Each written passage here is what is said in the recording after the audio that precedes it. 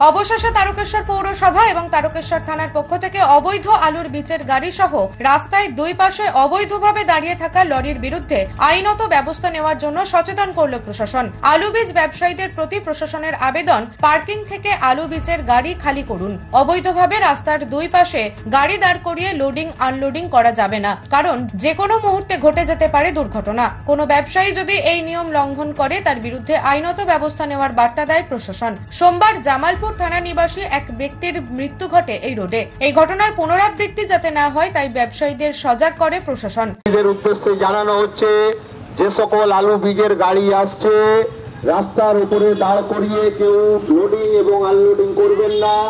যে কোনো সময় দুর্ঘটনা ঘটতে পারে। প্রশাসন আপনার বিরুদ্ধে কিন্তু কড়া পদক্ষেপ নিতে বাধ্য থাকবে। গাড়িগুলো নির্দিষ্ট পার্কিং আছে বাস স্ট্যান্ড, ওখানে দাঁড় করান, করিয়ে সুস্থভাবে ব্যবসা বাণিজ্য করুন।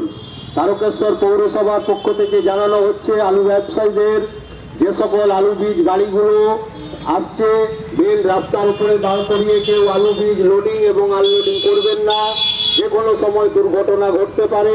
প্রশাসন আপনার বিরুদ্ধে কড়া পদক্ষেপ নিতে বাধ্য থাকবে। নিউজ আজ বাংলা, তারকেশ্বর।